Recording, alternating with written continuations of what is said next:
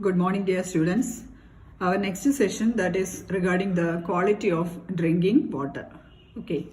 So this quality of drinking water, some standards were there. Some standards were set by the World Health Organization, that is WHO, World Health Organization, and also by this ICMR. What is ICMR? ICMR is Indian Council of Medical Research. Indian Council of Medical Research. So the quality of the drinking water, the standard for the quality of the drinking water was set by this WHO as well as ICMR, and also the table, it is there in your textbook. You can go through that table. And also this, you can see the quality criteria of water. The quality criteria of water, that means what all criteria are there for setting the standards, that is I am mentioning here. That is the first quality, that is regarding the appearance of water. Appearance of water, that means appearance means the color of the water, and also the turbidity. What do you mean by turbidity? Turbidity means you have seen this. If some impurities are there, it will be somewhat cloudy, isn't it? The water will be cloudy, or it will be having a dirty color, isn't it? Or this cloudy nature, it is called as the turbidity. Okay, so the appearance, first of all, we are noting this appearance means the color of the water as well as the turbid nature, whether it is a clear water or a cloudy one. Okay. Then the second one, that is that is regarding the portability of water. Portability, P-O-T-A-B-I-L-I-T-Y, portability of water. See, portability means there the criteria that we are going through is regarding the taste as well as the odor. The taste as well as the smell of the of that particular sample of water. Okay. Then the third criteria, that is regarding the health. That is regarding the health means if whether any chlorides or nitrates are there. Chlorides means Cl minus ions. Okay, chlorides are there. Whether there is any nitrate present, nitrates, NO3 minus. Okay, so this ions, if they are present in the water, then it will be also limited to a particular extent. Only to a particular extent these chlorides as well as nitrates are allowed. Okay, so that is regarding the health. Then and also if bacteria are there, that also you have to be it has to be noted. Okay, so these three maintains that is regarding the criteria of health. Then the next one, that is regarding the toxicity of that particular sample of water. Toxicity means whether any metals are present. See, some of them are very harmful metals, and also if present in high amount, that is for example arsenic, chromium, cyanide, etc. Metals like arsenic, then chromium Cr, then cyanide, that is Cn minus. If these elements if these metals are there in this water, it will be highly toxic or highly harmful for our health. Okay, so this toxicity is also noted. So toxicity means it concerns about the case of metals as well as organics. Okay, metals as well as organic substances present in that particular water. So a sample of water. So these are some of the quality criteria. First one, that is the appearance, then portability, then health, and then toxicity. Okay, and also these standards are set by WHO as well as ICMR. Then you have to go through some of the water quality parameters. Water quality parameters, it is a very, very important question. It is a usually asked question, usually for section B part, that is for 2-mark question it is asked. Okay, so water quality parameters. So the first water quality parameter that you have to go through, that is the dissolved oxygen. Dissolved oxygen, or DO. You have seen this dissolved oxygen, the definition, DO, dissolved oxygen. You had gone to this dissolved oxygen, isn't it? So the dissolved oxygen means, it is the fundamental requirement, isn't it? And also if it is there's a particular value for the dissolved oxygen, and the optimum value, it is about 4 to 6 milligram per liter. The amount of dissolved oxygen the amount of dissolved oxygen in water, it should be in between 4 to 6 milligram per liter. So this dissolved oxygen, it is a very important water quality parameter, and the optimum value for this dissolved oxygen, it is about 4 to 6 milligram per liter. If the value is going beyond or going below this 4, what happens? We can say that the water is polluted. Okay, if the value is going below 4, we can say that it is a polluted water. So that is the case of dissolved oxygen. So lower dissolved oxygen means the water is polluted. So that is the first water quality parameter, dissolved oxygen. Then the second one, that is the chemical oxygen demand. So first one DO, second one chemical oxygen demand.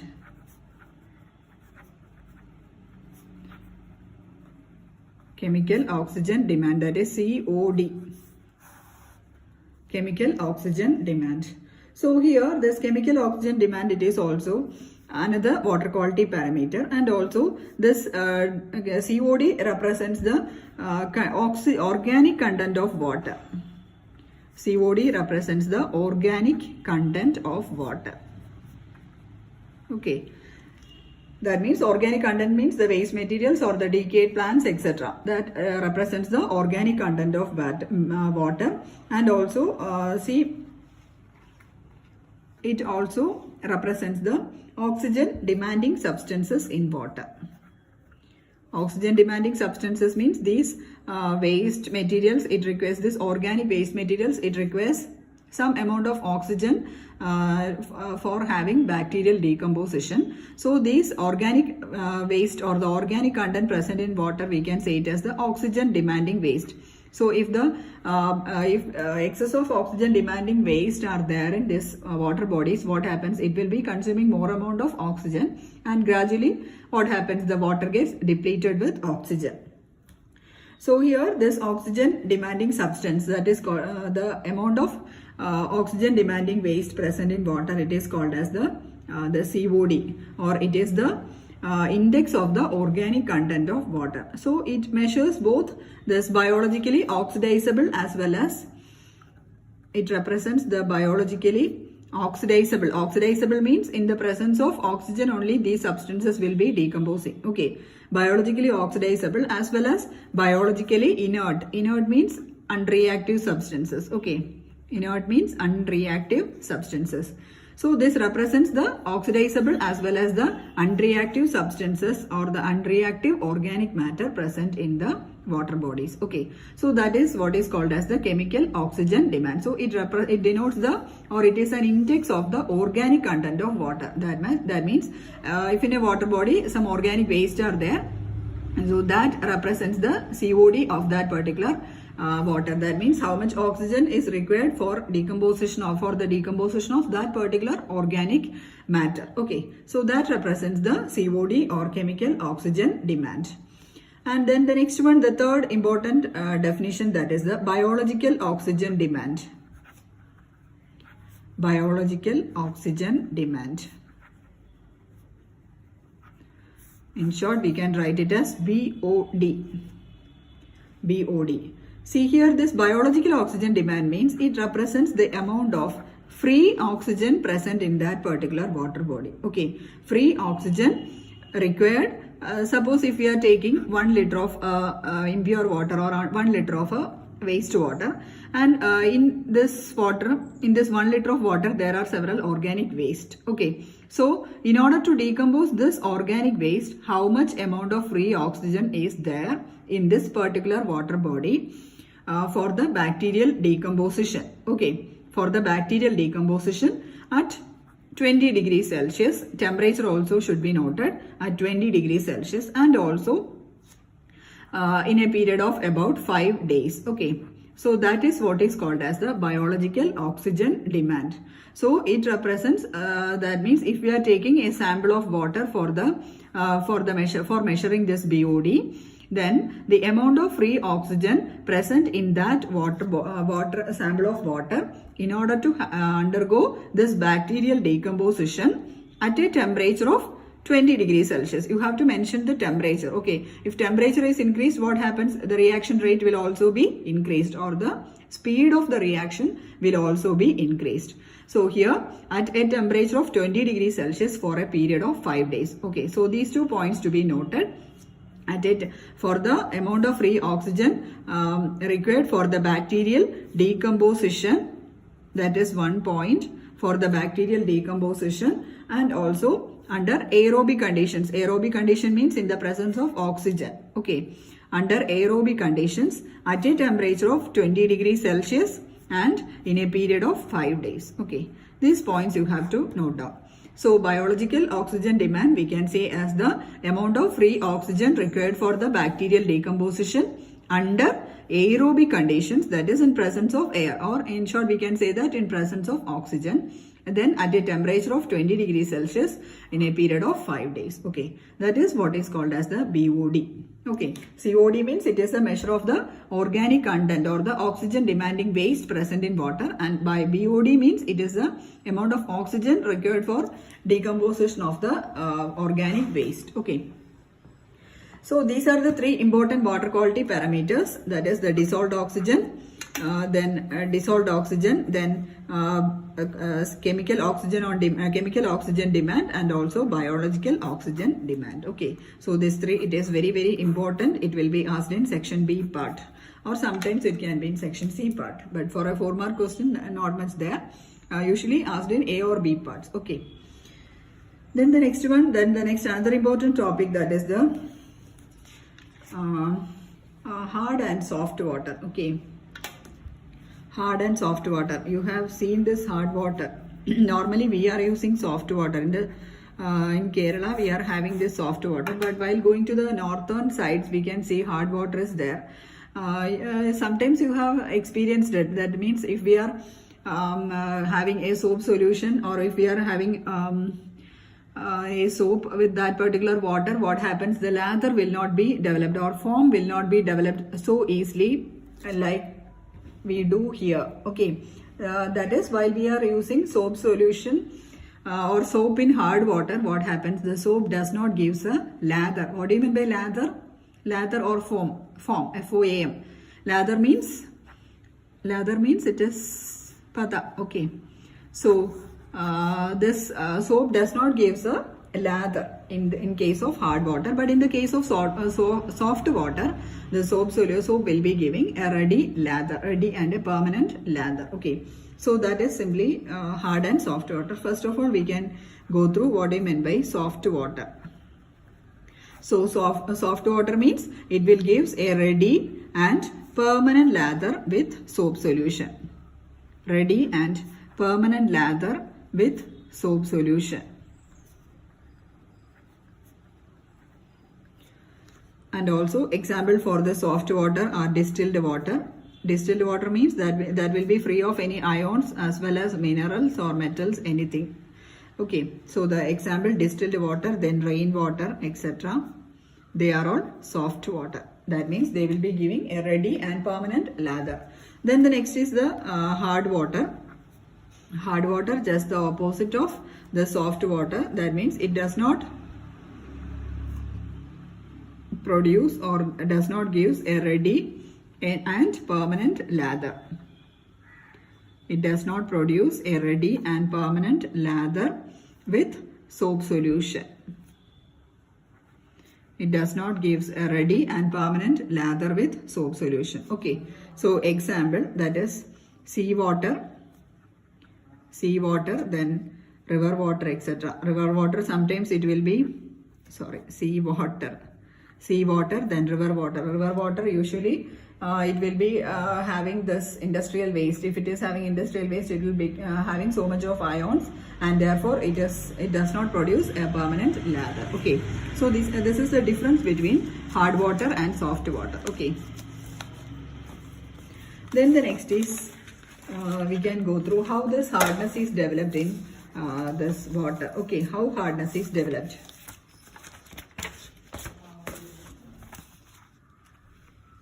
How hardness is developed. Then hardness mainly it has got two categories, that is temporary hardness and permanent hardness.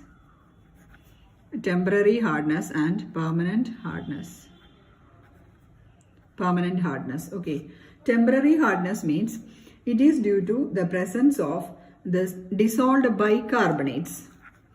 Temporary hardness due to the presence of dissolved bicarbonates.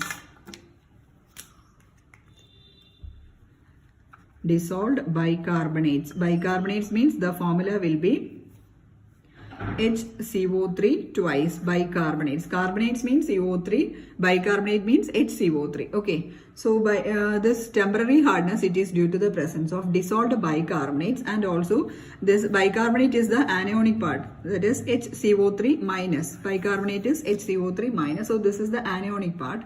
And the cationic part will be calcium or magnesium. Okay, so this bicarbonates or the temporary hardness, it can be due to the presence of calcium bicarbonate or magnesium bicarbonate, HCO3 twice or MgHCO3 twice. Okay, so this can be due to the presence of calcium bicarbonate or magnesium bicarbonate. Then the next one, that is the permanent hardness. And also this permanent hardness, it is due to the presence of chlorides and sulfates. Permanent hardness is due to the presence of chlorides and sulfates of calcium and magnesium. Okay. Here also this calcium or magnesium will be present as cations, and this permanent hardness, it will be due to the presence of chlorides and sulfates of calcium or magnesium. That means it can be calcium chloride or magnesium chloride, and also it can be calcium sulfate. Calcium sulfate is CaSO4, then magnesium sulfate MgSO4. That means the chlorides and sulfates of calcium and magnesium. Okay. So either you can write this one or you can write this. Okay. So this temporary hardness due to the presence of bicarbonates of calcium and magnesium, and permanent hardness due to the presence of chlorides and sulfates of calcium and magnesium.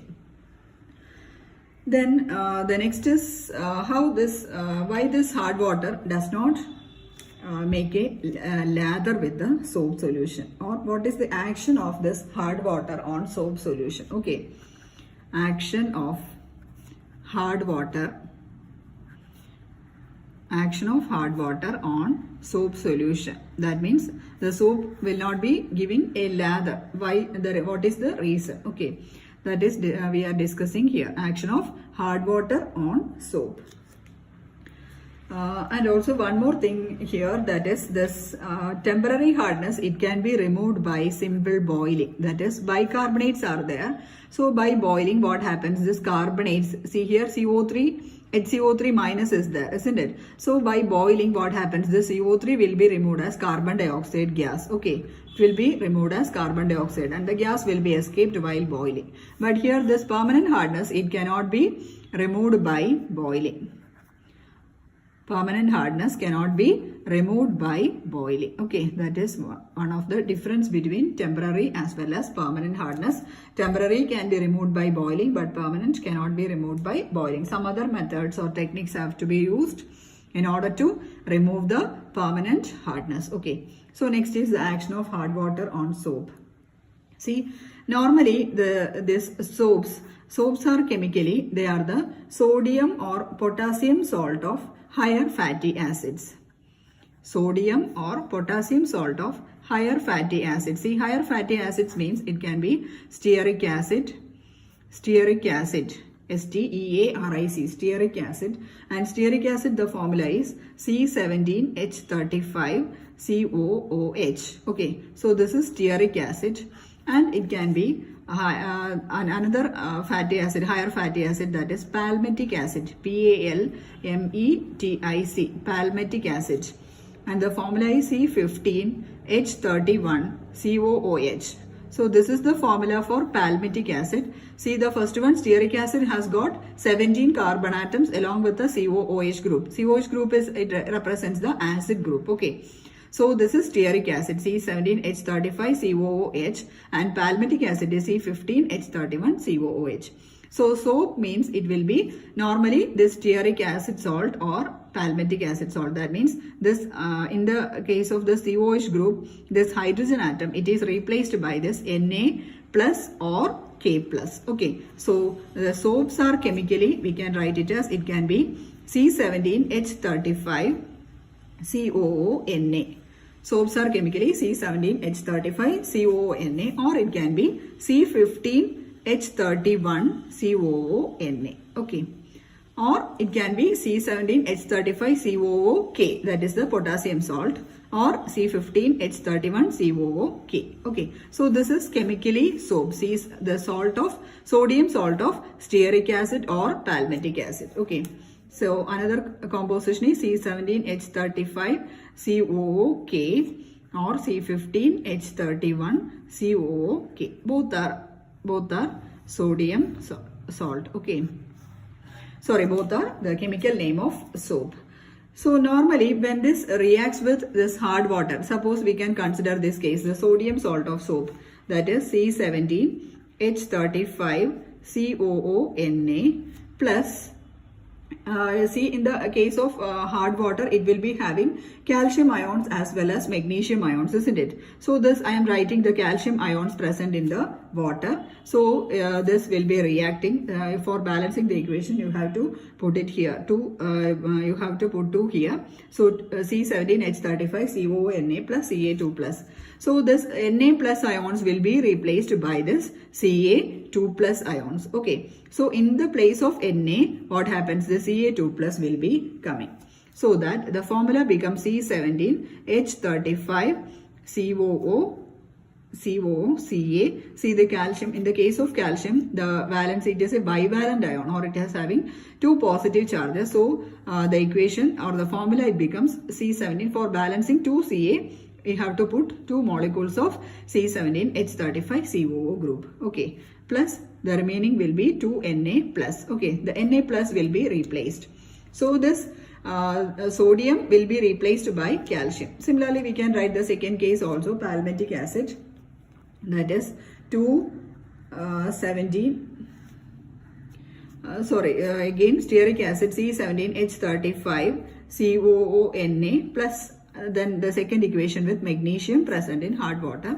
Again the case is similar, that is magnesium will be replacing Na from the sodium salt. Okay, so that we will be having the product C17H35 COO twice then Mg plus 2 Na plus 2 Na plus. Na plus will be replaced, or when Na plus will be put outside from that species. Okay, so here the soap, the hard water, the Ca2 plus present in hard water, it will be replacing the Na plus, so that a large amount of soap, see this is soap, isn't it? So a large amount of soap is used for the precipitation of this calcium as well as magnesium ion. See, while this compound is formed, what happens? It will be in a solid state, or it will be precipitated. Precipitated means it will be in the solid form and it will be precipitated.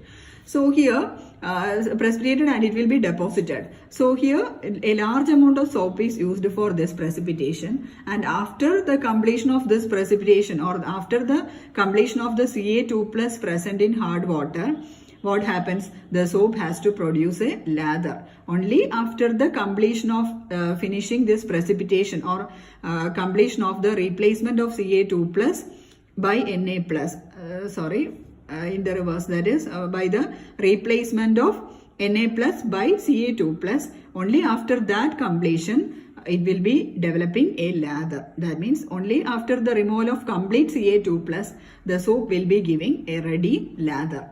So a large amount of soap is used for developing a lather in the case of hard water. Okay, but in the case of soft water, there is no Ca2 plus or Mg2 plus ion, so no issue. Okay, so this is the reason why this hard water does not give a lather. Hope you understood. You just write the equation, and this compound, this is calcium stearate. This is calcium stearate. Sorry, I had got no space below the compound. Here this is magnesium stearate. Okay, magnesium stearate. Okay, so this is the reason for not developing lather in case of hard water.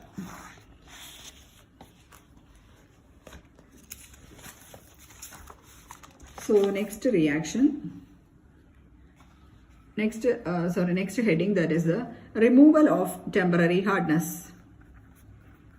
Removal of temporary hardness. You have to study both the removal of temporary hardness as well as permanent hardness. Removal of temporary hardness and removal of permanent hardness. See, removal of temporary hardness, it can be done the first method by boiling.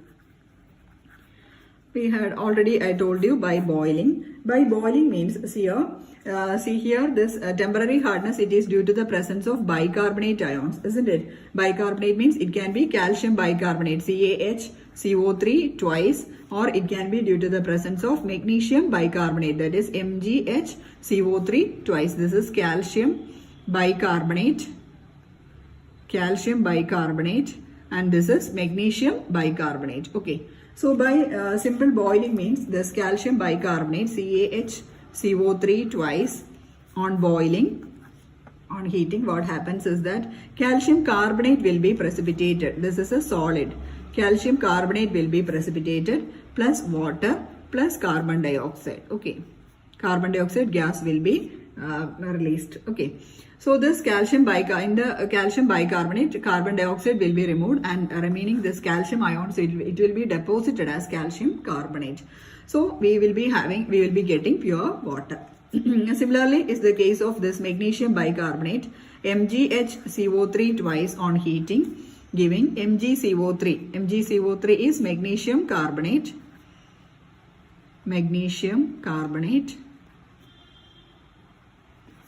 plus water plus carbon dioxide. Similar reactions are there. Okay. So this is the first method for removal of the temporary hardness. Then second method, by Clark's method. By Clark's method, CALARK''S,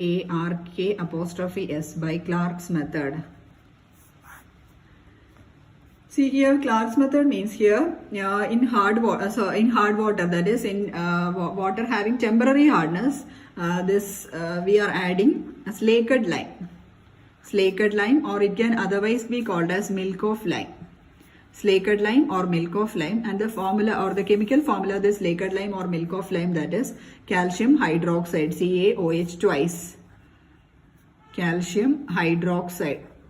So to a water having temporary hardness, we are adding this slaked lime, and also then write down the reaction. What happens is that this bicarbonates present in the water, it will be converted to insoluble carbonates, or it will be deposited as insoluble carbonates. Okay, so the reaction, calcium bicarbonate, CaHCO3 twice plus calcium hydroxide, this milk of lime, calcium hydroxide giving 2 molecules of calcium carbonate. This is calcium carbonate plus 2 molecules of water.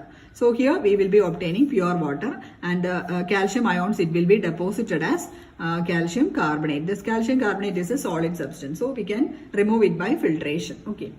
Then similar reaction with magnesium bicarbonate, MgHCO3 twice plus calcium hydroxide, CaOH twice, giving MgCO3 magnesium carbonate plus calcium carbonate plus 2 molecules of water. So here we will be having 2 metals are there, isn't it? Magnesium and calcium. So here magnesium will be precipitated, or it will be deposited as a solid as magnesium carbonate. Calcium also in the form of calcium carbonate. Both are solids. Calcium carbonate and magnesium carbonate are solids. Okay. So this is the second method by Clark's method. So these two are used for the removal of temporary hardness. Okay. Then the next is how to remove this permanent hardness. Removal of permanent hardness.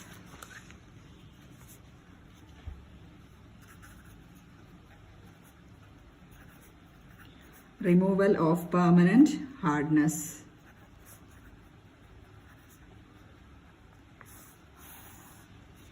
Removal of permanent hardness. The first method, by adding washing soda. By adding or by treating it with washing soda, by treating the hard water with washing soda. What is the chemical name of washing soda? Washing soda, it is sodium carbonate. At the same time, what is baking soda? Baking soda is sodium bicarbonate. It is entirely different substance. Baking soda, it is used for used in food preservatives, etc., or for baking purposes, etc. Baking soda, that is NaHCO3, is baking soda, while this washing soda or caustic soda, washing soda, not caustic soda, sorry, washing soda is sodium carbonate. Okay. So then the next is removal of this permanent hardness by using this washing soda. So here calcium ions present in the hard water, it will be treated with the sodium carbonate, Na2CO3. So simple reaction, sodium is replaced by this calcium. Okay, calcium will be taking the place of sodium, so that the formula becomes calcium carbonate, CaCO3 plus 2 Na plus. Okay, so sodium will be replaced by calcium. This calcium carbonate will be deposited. Then the similar reaction with magnesium, Mg2 plus Na2CO3, giving similarly sodium will be replaced by magnesium, MgCO3 plus 2 Na plus. Okay, that is the next reaction. Then the second method, so first is by adding washing soda, the second one by ion exchange method. Ion exchange method. See here in ion exchange method, two methods are used, two categories are there, and the first one, that is the permutic process. Permutic process, that is by using inorganic ion exchanges. Permutic process, inorganic ion exchangers are used in the case of permutic process. And the second one, that is second ion exchange method, that is by using organic ion exchanges. Organic ion exchanges. Okay, that is in the case of ion exchange method, two categories are there, that is permutic process, then organic ion exchanges. So first one we can go through the permutic process. A. Okay, this is A, this is B.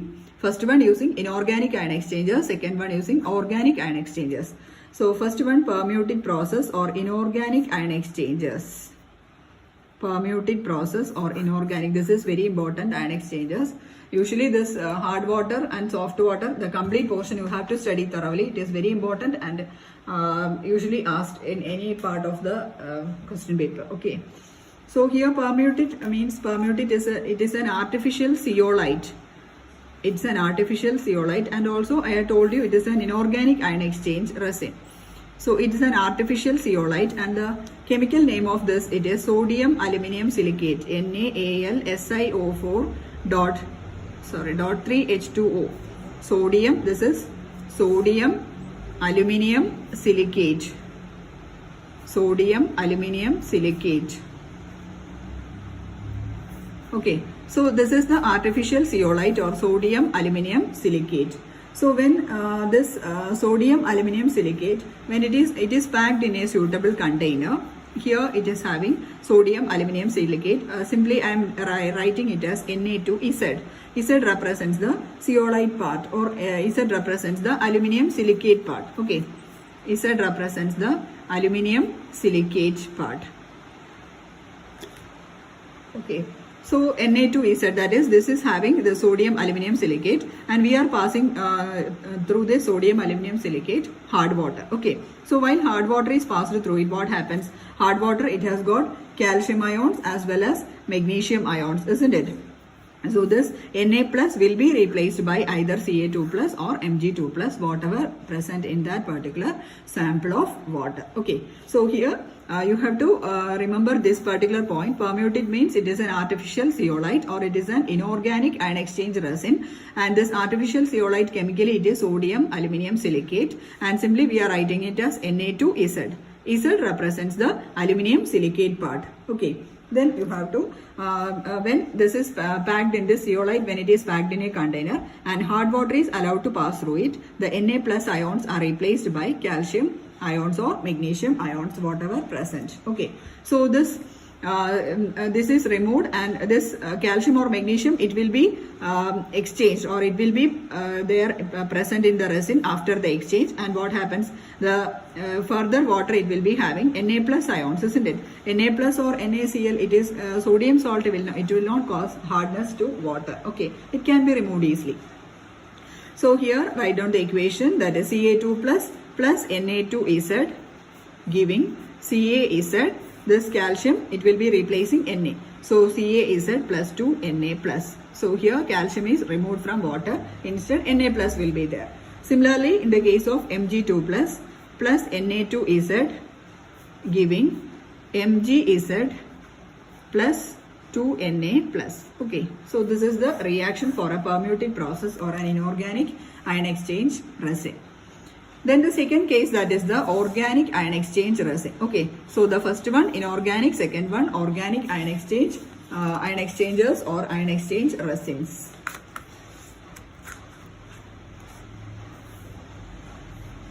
B, that is the organic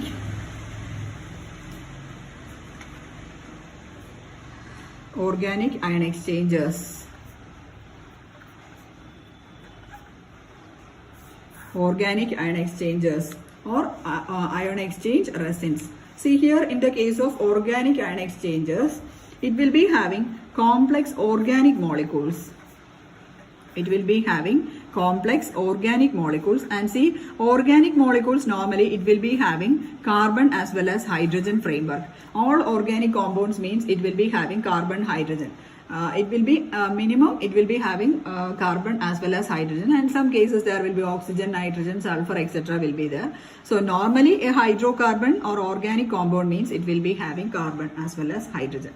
So this complex molecules, it will be having a hydrocarbon framework. Hydrocarbon framework means it will be having hydrogen as well as carbon. Okay, it will be having a hydrocarbon framework. And also this hydrocarbon framework, it will be having two resins. The first one, that is the cation exchange resin, and the second one, that is the anion exchange resin. So it will be this hydrocarbon framework, it will be having two parts, that is the cation exchange resin as well as the anion exchange resin. Cation exchange resin, or it will be a cation exchange resin, or it will be having acidic groups. Okay, it will be having acidic groups, but in the case of anion exchange resin, it will be having basic groups. Okay, here it will be having positive charges, here it will be having negative charges. Okay, so that is the case of cation exchange as well as anion exchange resin. Cation exchange resin, it will be having acidic groups. For example, acidic groups like COOH. See here, in the case of COOH, this hydrogen will be having a positive charge, and COO minus it is negatively, isn't it? So this is an acidic group. That means this H plus ions can be replaced easily. So such type of groups are present in this cation exchange resins. And another functional group is SO3H.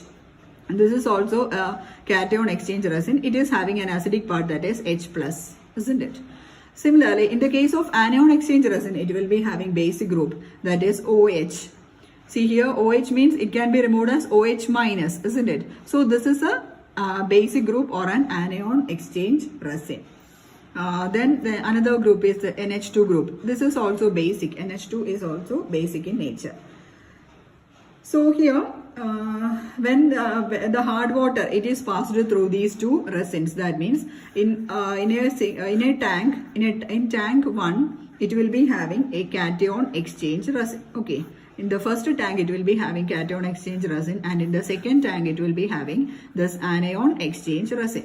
So in the cation exchange resin, it will be having a replaceable H plus. So when hard water, it is passed through this cation exchange resin, what happens? See, when hard water, it is passed through this first tank having cation exchange resin. In hard water, it will be having Ca2 plus ions, and in the cation exchange resin, it will be having the acidic group, that is H plus group. Okay, so it will be having 2H plus and also the resin. Okay, we have to write it like this, resin plus H plus. Okay, So what happens is H plus will be replaced by the Ca2 plus ions. Okay, so we will be having calcium resin. It will, the ion exchange resin, it becomes a complex of this one, calcium resin plus 2H plus.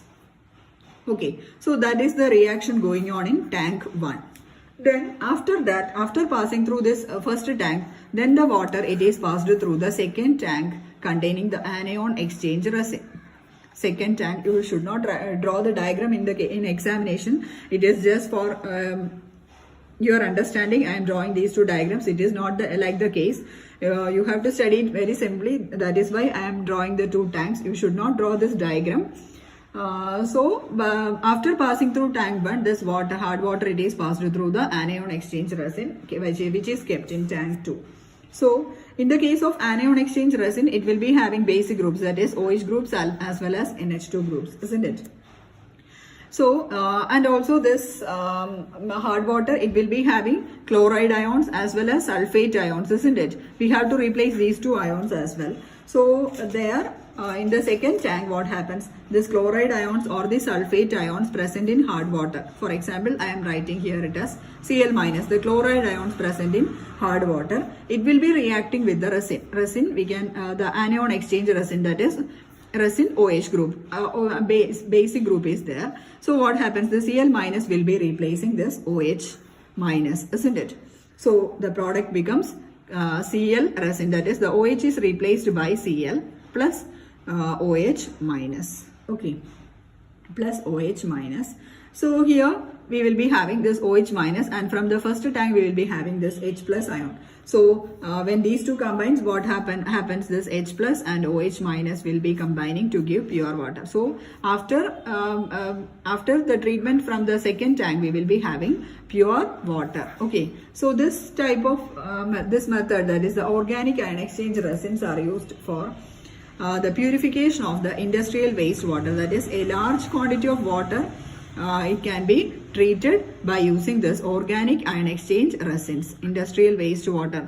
For example, industrial wastewater, then sea water, etc. can be purified by these organic ion exchange resins. That is, a very large quantity can be treated. Very large quantity of water can be treated and it can be purified by this particular method. So this is an industrial method of purification of hard water. Okay.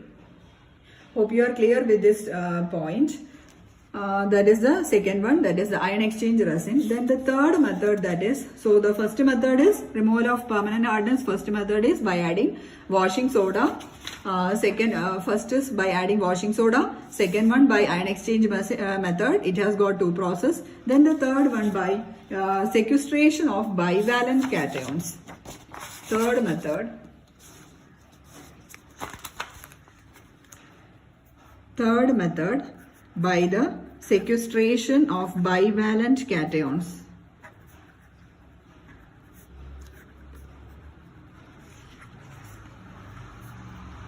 By sequestration of bivalent cations. See here, this process, it is called, otherwise called as Calgon's process. CALGON''S, Calgon's process.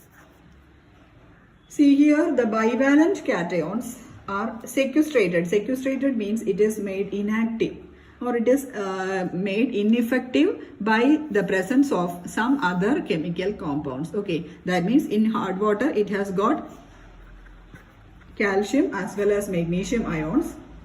This calcium or magnesium ions are made ineffective by the presence of some chemical called as Calgon. Okay, so here for making them ineffective, a chemical it is added and it is called as Calgon. So Calgon, it is chemically sodium polymetaphosphate.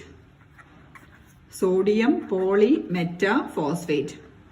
Calgon is chemically sodium polymetaphosphate, and when the sodium polymetaphosphate is treated with hard water, this calcium ions or magnesium ions, it will become inactive in water or ineffective in water.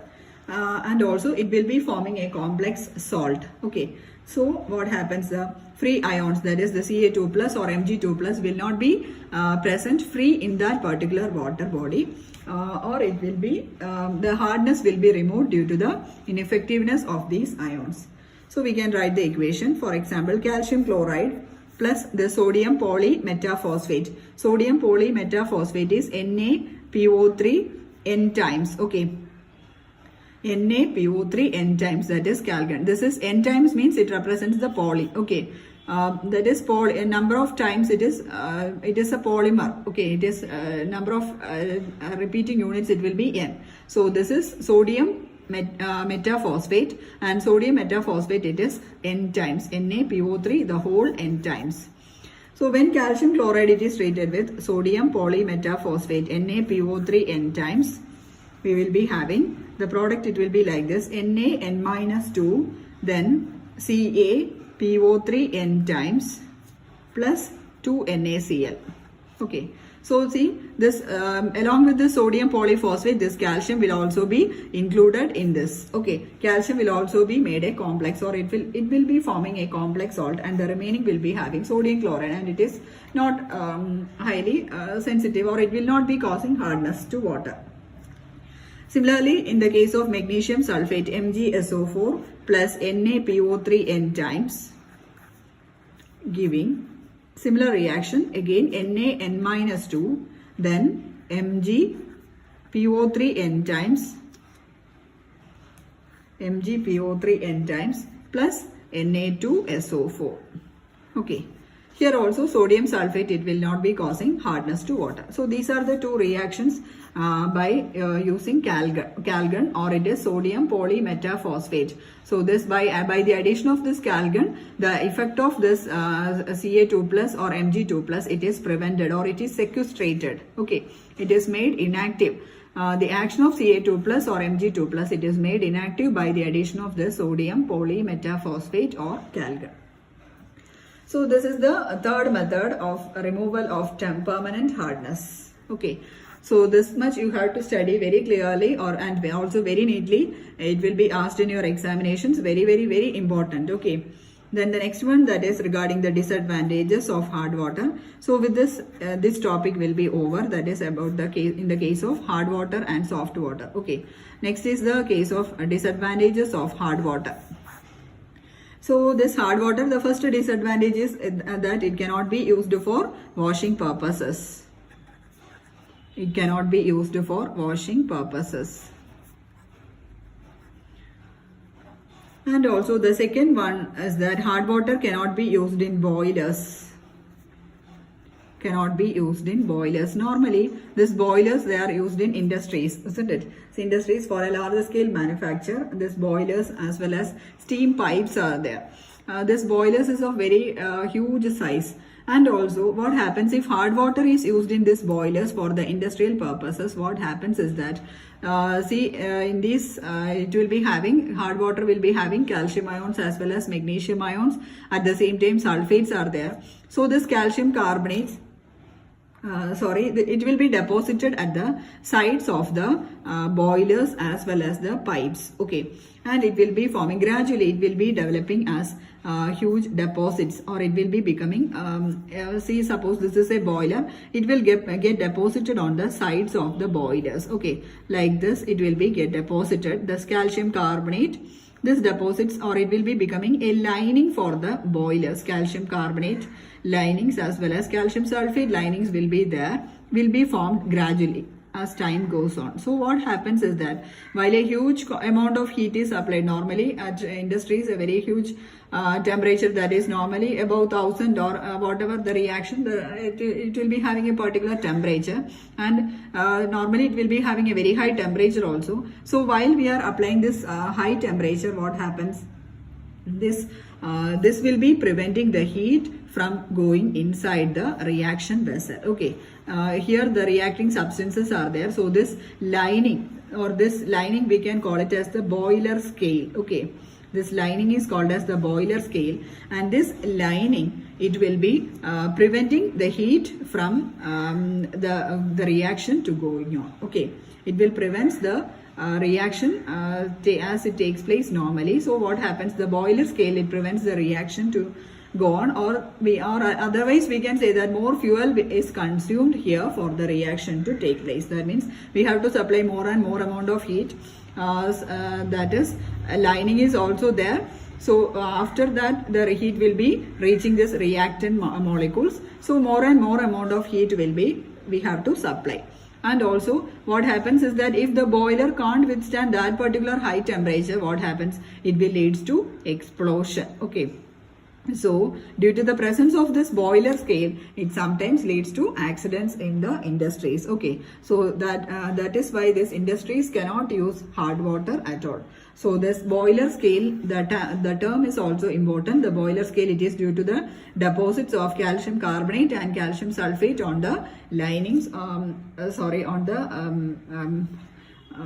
the vessel, on the on the boilers or on the steam pipes. Okay, so these are some of the disadvantages of hard water. So this is regarding the hard water and soft water. Then remaining one more topic, that is eutrophication, that we can go through in the next video. Okay, so you have to write the notes as well, and after writing the notes you have to submit it in Google Classroom. Only then you will be giving attendance. Okay, today's attendance will be giving only after submitting this lecture notes. And also you have to submit it before 10 p.m. today. Okay. Thank you.